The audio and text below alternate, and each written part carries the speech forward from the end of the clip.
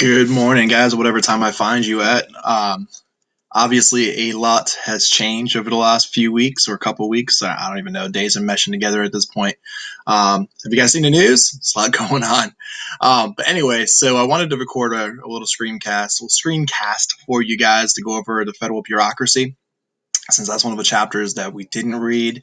But it's super important because, as you guys know, the AP exam now covers units 1, 2, and 3. So unit 4 and 5, which was originally our plan to cover this 9 weeks, and we're still going to go over, but I don't feel that pressure anymore.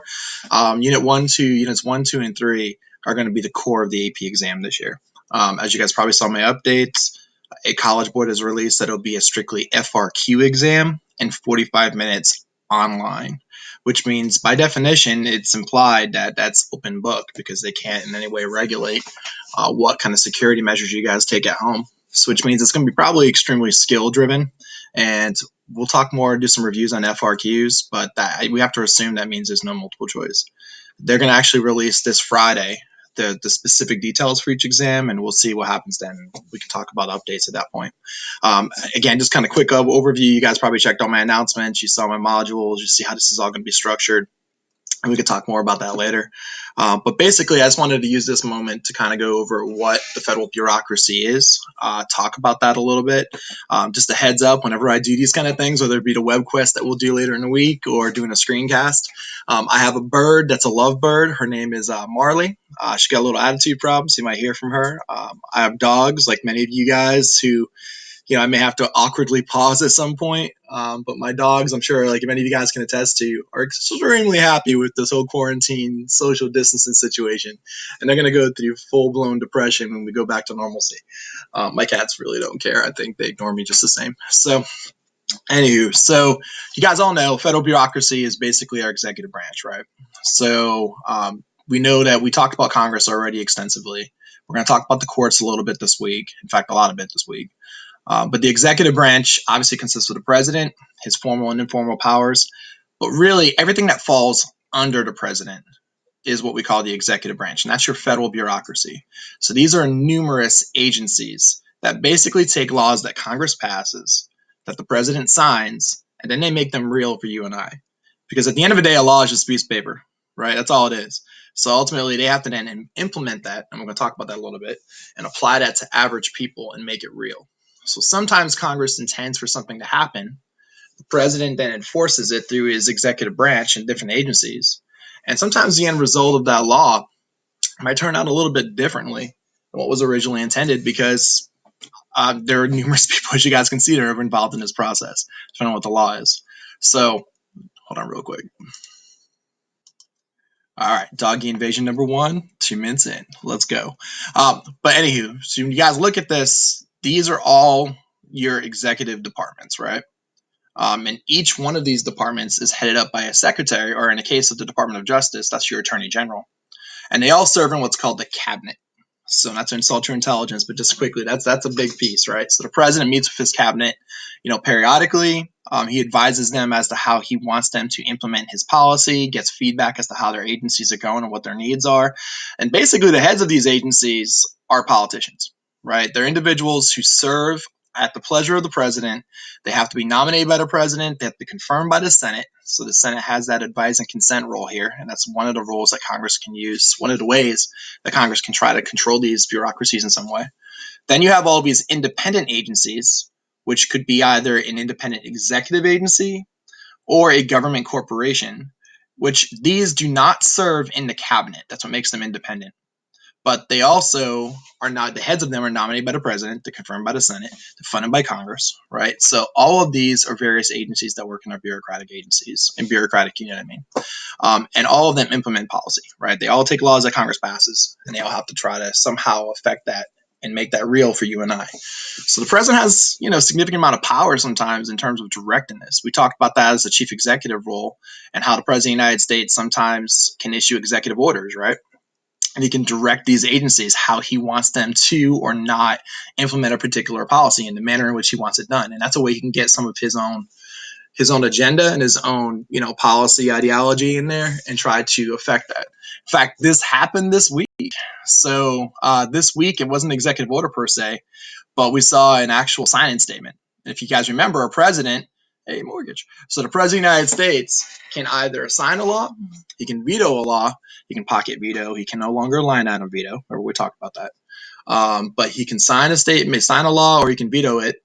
But basically, when he signs a law, sometimes he doesn't love all of it, right? Because as we all know, it takes a whole lot to get a law through Congress.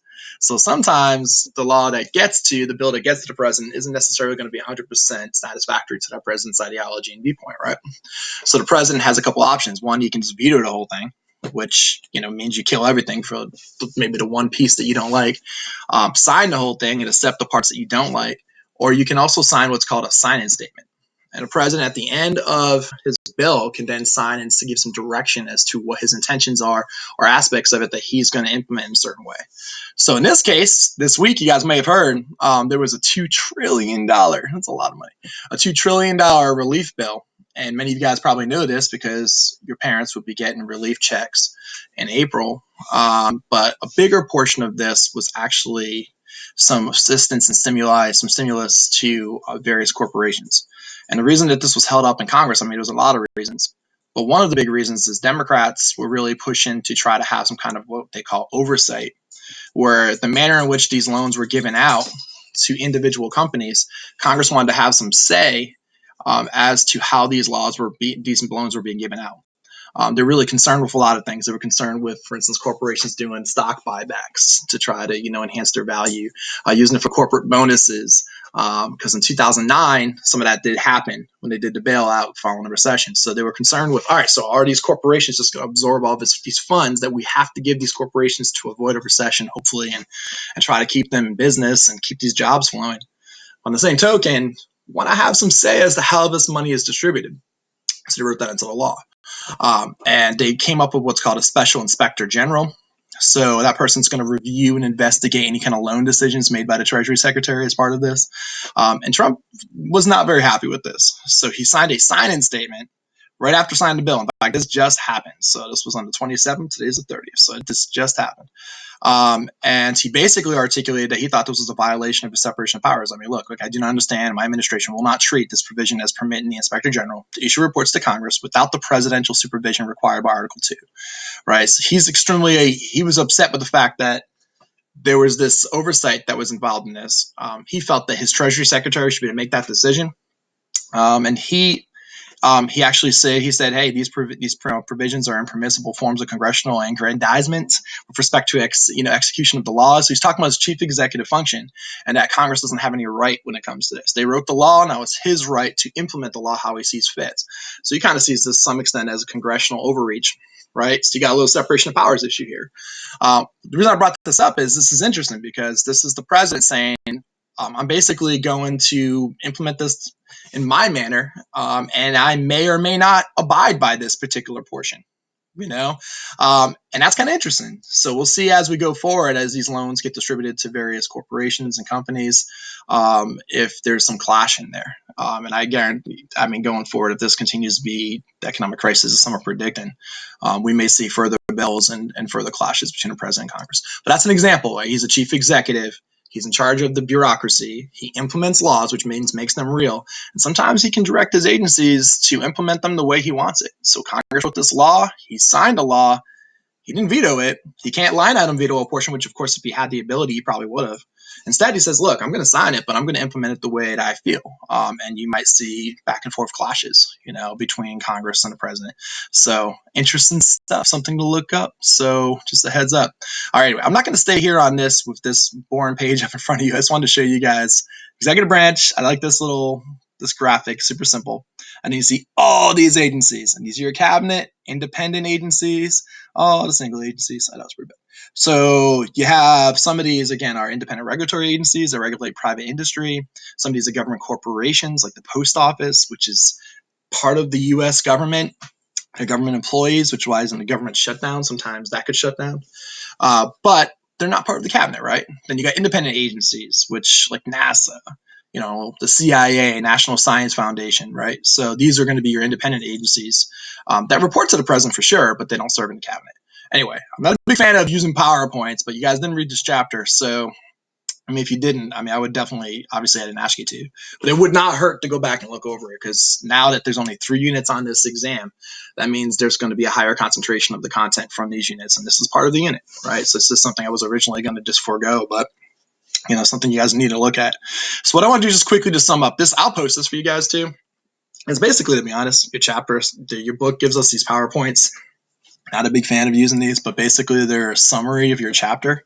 And each one of these are broken into sections, right? So it's really a synthesized version of your chapter. So I can post this for you guys if you find it helpful. And I'm not going to walk through each slide right now because that's painful for all of us. So, but what I'm going to do is I just want to go over some highlights, right? Just some big ideas about the federal bureaucracy, using this as kind of a guide. So obviously there's a thing called federal bureaucracy. Woo woo. But basically bureaucrats, right, are people that work in the bureaucracy. You guys hear that all the time. We even use bureaucracy sometimes as a negative term, right? We say, man, that's so bureaucratic. It's so complex. Think of crust, bureaucracy. That's Greek for government. Bureau, a section within that government. So everything is highly specialized, right? It starts at the very top. You got a president. He breaks things down into unique specialized agencies that oversee a particular form of policy. And then each of those even have sub-agencies and other subcomponents. So the further you go down the pyramid, if you will, the more specialized and specific it gets. And the further you go up, the more broad and far-reaching the policy gets, right? It just makes sense. President's pretty broad, but the Department of Labor is a lot more specific, and the FBI is really specific, right? They do something really specific and unique. So obviously, where do we get the basis for this? Did they just make it up out of thin air? It comes from Article 2. The president must execute, right? That's his chief executive function. So obviously, when the government was first formed, our bureaucracy was extremely small, because obviously it didn't need to be big. And the further we've grown, the more agencies we've added, and the more specialized it's become, the more complex it gets, which sometimes leads people to say our government is too vast, it's too big. You often hear when liberal and conservative debates, very often conservatives are more apt to say, let's give some of this responsibility to the states and let's shrink the federal government. Libertarians, for instance, like Rand Paul, feel that the bureaucracy should be severely shrunk, right? They feel that a lot of this responsibility could be handled by privatization. It could be handled by states. But when we see expansion of federal government, this is usually where we see it, right? So, for instance, the Homeland Security that was added after 9/11 is a new agency. So that agency is now part of the federal bureaucracy and is in the cabinet. Fun fact, 25th Amendment says that the succession of the presidency goes to each cabinet member as well, and the last person who gets to become president is the one who's in charge of the agency last created, and that's your Secretary of Homeland Security. So, fun fact. All right, so I'm just going to scroll through really quick because, again, history. Do we really care for the AP exam, George Washington's cabinet? Probably not, but it's cool. I'll show it to you. I'll post it. You guys can show your friends. All right, and be the envy of all your friends and family. But this is important. So a little history, that's really important, right? So the very beginning, people were concerned because basically the way you got positions in government, particularly during Andrew Jackson's time period, was by being friendly towards that president, right? Maybe you're a campaign donor, maybe you're somebody who has just been part of it's kind of a little bit of cronyism, somebody who's in your inside circle. So that led to people basically being part of what we call a spoil system, right? Basically everyone who's in the system is there because you have some kind of connection, right? It's the good old boy network. You get the job because you knew this person, you gave them money, your father knows that person, what have you. And we really kind of looked at this and said, this is probably not the most effective way to run our federal government. So what we've established is we came up with a law called the Pendleton Act, sometimes called the Pendleton Civil Service Act. So know both, but it's just generally called the Pendleton Act. And basically established what's called a merit-based system. What does that mean?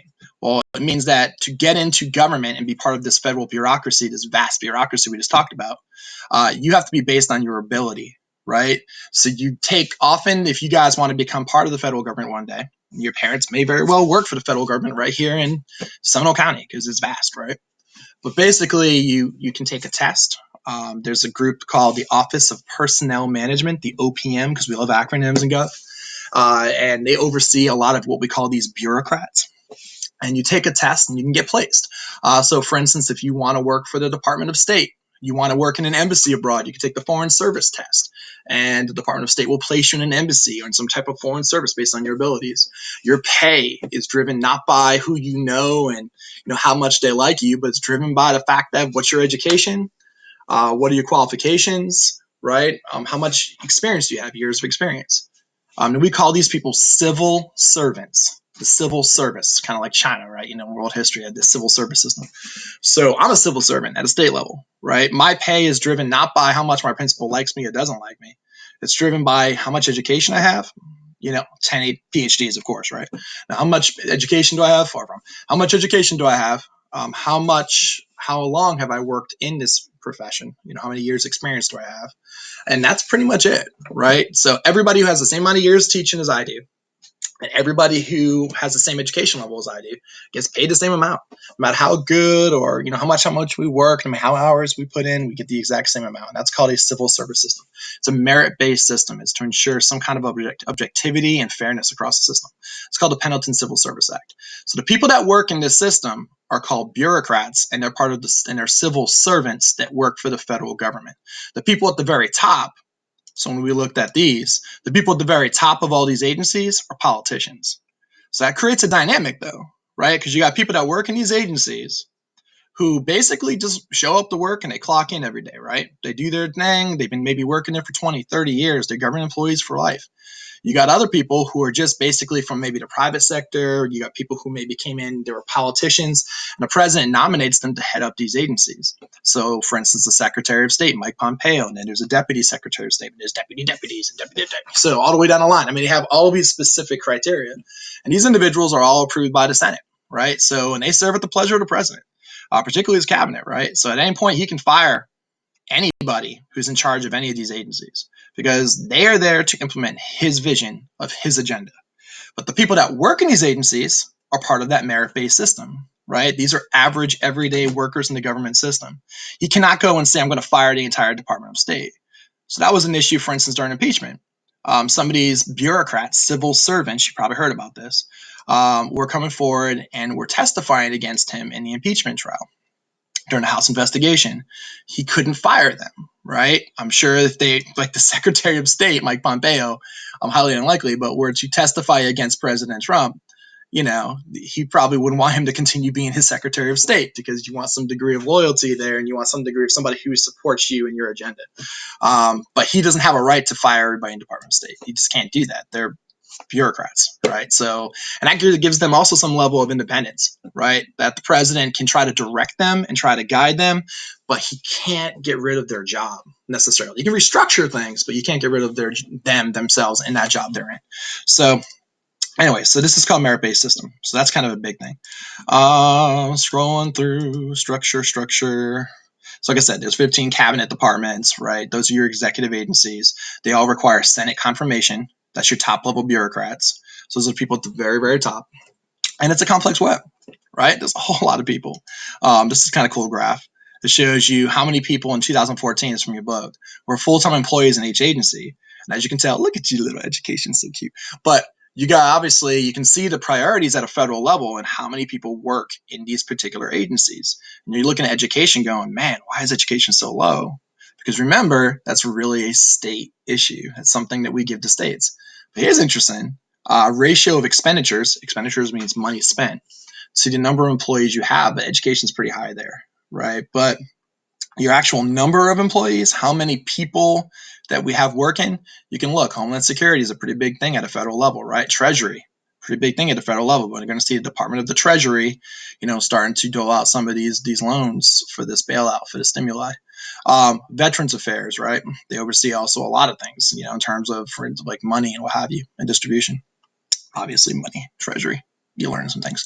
So, all right. So moving on up. This is interesting too. Just looked at diversity in cabinet appointments. How diverse have cabinets been? This book was obviously came out this year, but you guys know there's always a couple year layout. Like once it gets written, it gets published. So this is the very beginning of Trump administration. But if you guys look at percent of women, You know, you can kind of see in terms of Obama really pushed diversity in his cabinet. So you saw what 36% of his cabinet were women, and if you look right here, 41% of Obama's cabinet was non-white, right? And Trump 19%. And if you look right here, how many white men, like what percent of white men do you have? Trump 71%, Obama 36. So you can look just at this graphic alone.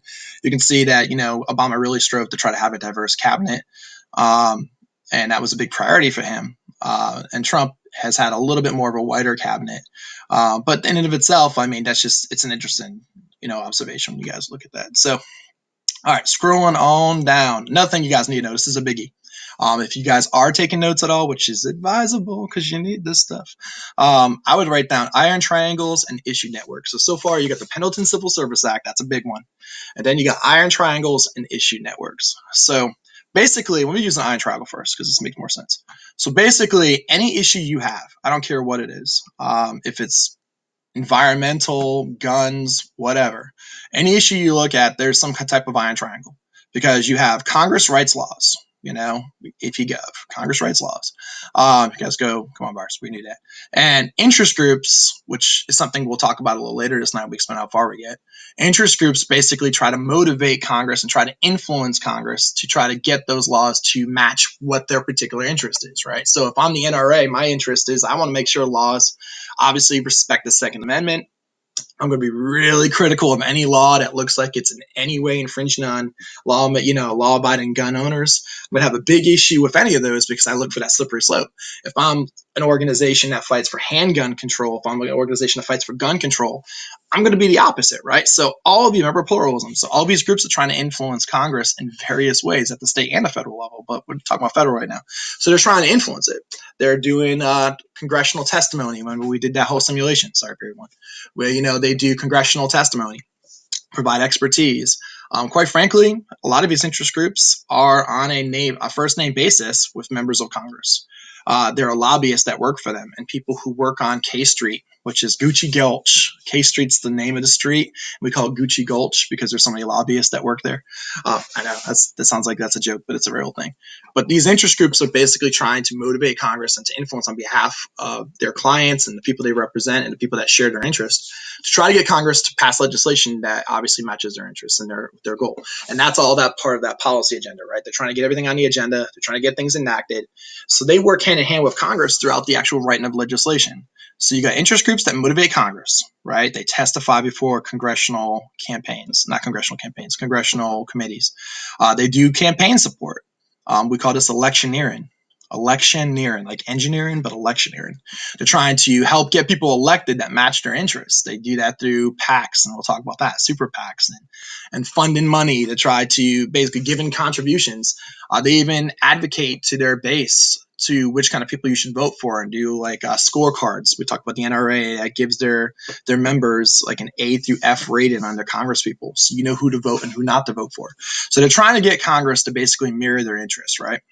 The Congress in turn writes this law with the help of interest groups, because actually interest groups sometimes help write the legislation, depending on who they are and what the influence is. Once that legislation is created, it's got to be implemented. Because at the end of the day, a law is a piece of paper that doesn't go anywhere, right? I mean, if we have a dress code and nobody enforces it, do we really have a dress code? Right? I mean, at the end of the day, that's nothing. It just sits there as a piece of paper. So you can say, hey, we had that dress code that we never enforced. Or remember that speed limit that no one ever pulls you over for. If you had a 25 mile per hour speed limit on your street, but you knew, I mean, you guys are all great. You would follow the laws anyway. But let's just say you knew that cops just blatantly would not enforce that. They said, look, we're just going to ignore it. Do you think over time everybody would abide by that 25 mile per hour speed limit? If you knew, like going down I-4, that cops would not pull you over because they've just made that their policy to not enforce that law, does it really become a law? So ultimately, the bureaucracy has to implement it. So we call this an iron triangle, right? Because interest groups motivate Congress, Congress writes a law, bureaucracy implements that law, feedback loop. And this is that oversight piece. We talked about how Congress exercises oversight. What they do is they oversee the implementation of laws, right? That's what oversight means. Is that Congress does congressional hearings. They can obviously fund, these bureaucratic agencies and affect their ability to implement policy. But basically, Congress is overseeing how laws are being implemented. Like, hey, I don't think that's going the way we said. Did you read my bill? Look on page 2. Bureaucracy's like, look, your bill stunk. It was too broad. All right, let's go back to the drawing table. Let's talk about it. So you got this back and forth. The law that was passed this week, right? Congress wrote a law, said, look, we're going to give $2 trillion. And a good chunk of that's going to be for corporations because we recognize we do not want these corporations to go under because they employ a huge amount of Americans. So, but if we give you this money, if we give you this massive amounts of money, either in the form of grants or loans, we really want to make sure that you use it in the right way so it gets in the pockets of people who need it the most. So we're going to exercise oversight and watch as you do this. Well, how do we do that? Well, we're going to establish this individual whose job it will be to kind of ensure that these loans are being given out in the right way. So obviously you get that clash sometimes, right? The president says that's overstepping your ability. That's an executive function to implement laws. So Congress tries to oversight, if that makes any sense. So what's an issue network? An issue network is basically the web of individuals who care about a unique issue. So if we look back at this and you got the interest groups, the issue network are all these interest groups and policymakers and advocates and people who are fighting for a unique cause. And they all form a network of individuals that interconnect and have some vested interest in the law that's being passed. So if I keep saying guns, but it just makes more sense. So if I have like a gun control law, think of all the people that care, right? You got students groups that are affected by, school shootings. You got people who are gun manufacturers that are affected by any kind of restriction they place on future guns that are being manufactured. You got individuals of those communities. I mean, you have all these people that have some vested interest in this, and we call that an issue network, right? That makes sense. So this is huge. So this is what bureaucracies do. They implement policy, and they do that largely through an iron triangle. How we doing? Thumbs up. I can see you guys out there. Appreciate it. So, all right. So moving on up. So we'll just take a moment. I want to talk about this. Like you guys can see, I'm just doing highlights. I'll post this for you. You can use this. I know this will be, you'll post on your Facebook pages and be the envy of your friends. Well, like I said, they do what's called implementation. This is the most important thing you need to know about bureaucracies, right? They implement laws. They take laws Congress passes, they make them real. Let me use a stupid analogy real quick. Just stay with me. So let's say, okay, teacher writes a lesson plan, right?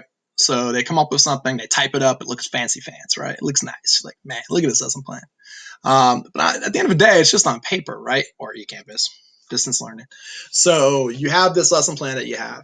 It's really just, at that point, something that's and ultimately, it doesn't really mean anything until that particular vision gets implemented, right? So a teacher gives you a lesson plan and says, here's a project, here's something I want you to produce. Students take the restrictions, they take the rubric, if you will, they take the criteria, they take that and they try to make something with it, and then they produce this project, right? That teacher comes back and says, that's not what I was looking for.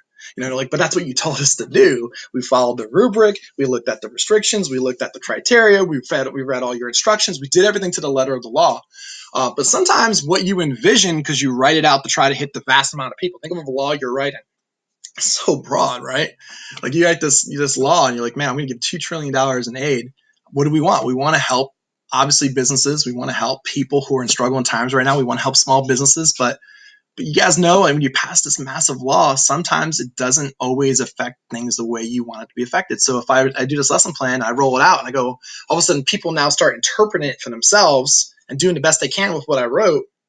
And I'm using my lesson plan. Maybe the outcome is maybe you take 150 students who interpret that a certain way. My bird's getting mad. You take 150 students who interpret that a certain way. It might not look the way that I originally intended because the way I wrote it. Maybe my lesson plan was bad.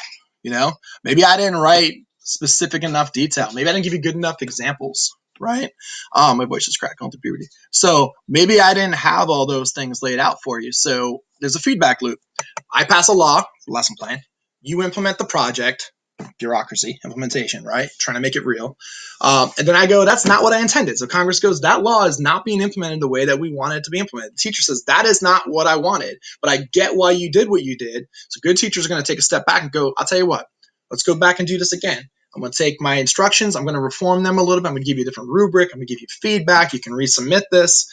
That's that feedback loop, right? And that's kind of like oversight. Congress is overseeing the implementation. They passed this lesson plan. They gave it to their students, the American people. They saw how the bureaucracy implemented it, and they go, that's not what I wanted.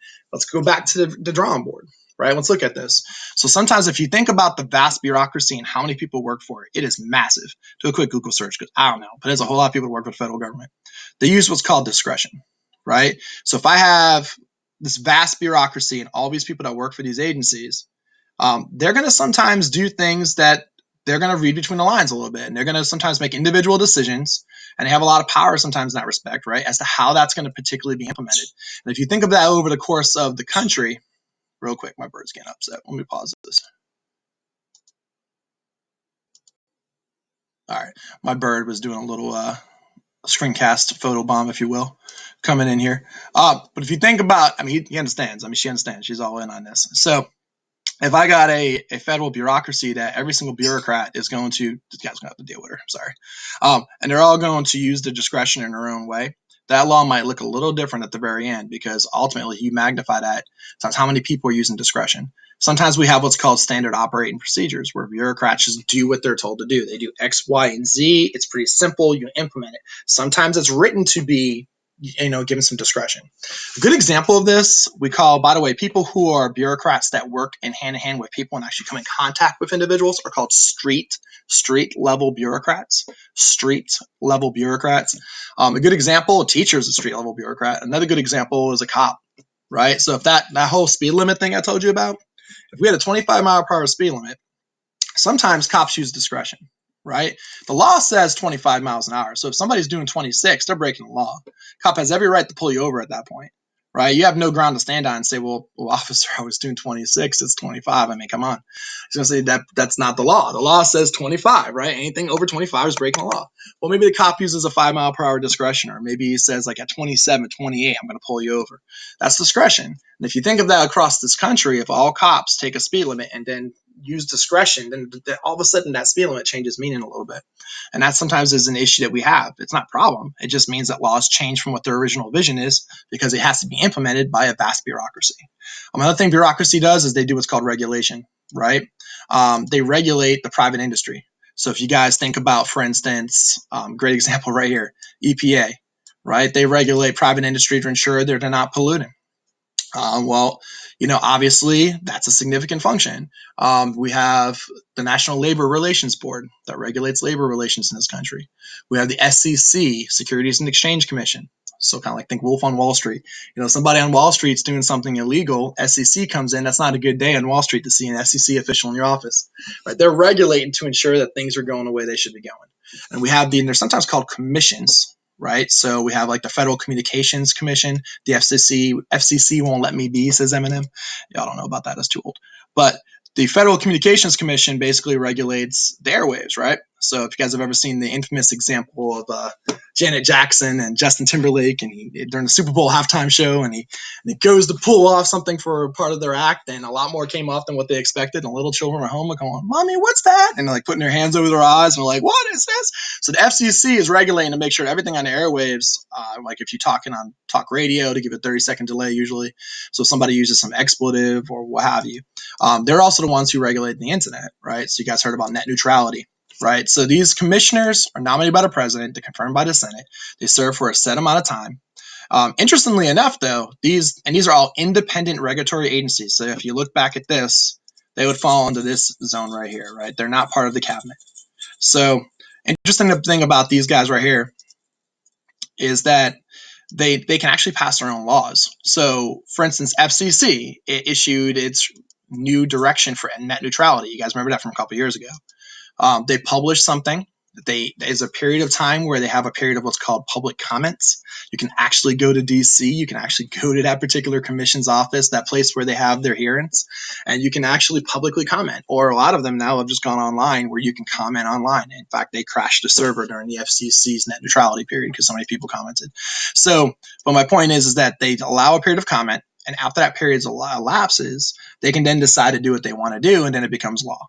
Right? So this is called bureaucratic administrative law. Administrative law. So statutory law is law that's passed by Congress, statutes, right? Common law, we'll talk about a little later, is case law. When we talk about cases that make decisions, and those Supreme Court cases ultimately have the effect of law through their interpretation of the Constitution.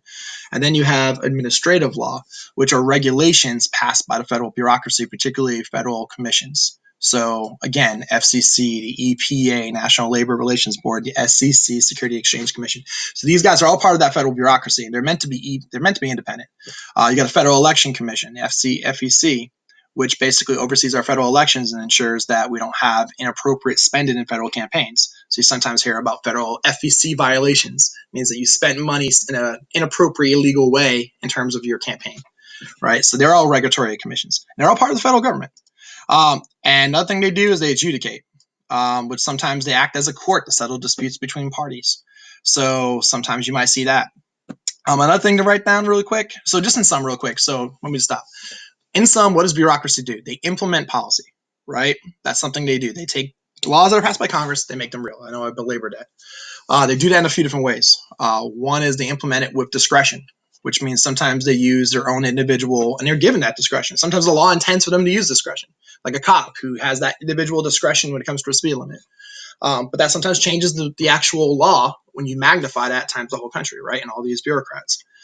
They also do what's called bureaucratic administrative law, which means they actually pass regulations. And if you guys know, when Trump came in, one of his big things was for every regulation they create, they're going to kill off two others, right? His big push has been to deregulate. Deregulation and regulation are usually competing forces based on the ideology of a president. So, for instance, conservatives generally are more for deregulation because they are more for freeing up private industry to create more jobs and to create more wealth and to basically not be hindered by what they perceive to be often these restrictive policies by the federal bureaucracy that are holding them back from maybe unneeded ways. And sometimes they feel like they're redundant or they're excessive, what have you. Liberals are more apt to rein in the private sector, right? So liberals are more like, so you saw this under Obama. Obama wanted to have a really active EPA. He wanted to kind of go after some of these corporations, ensure they're not polluting and doing what they needed, obviously make sure they're doing what they need to do in terms of protecting the environment. Trump came in and said, look, we need to free these companies up. Yeah, we need to make sure we have obviously a safe environment. But some of these regulations are excessive. Some of these things can be done in other ways. He started to rein that in a little bit because he wanted to free up private sector, right? And then they're just competing views, but that's what the bureaucrat. And as you can tell, if you could work for an agency like the EPA for 30 years, you're a bureaucrat, you're a civil servant, right? We talked about that.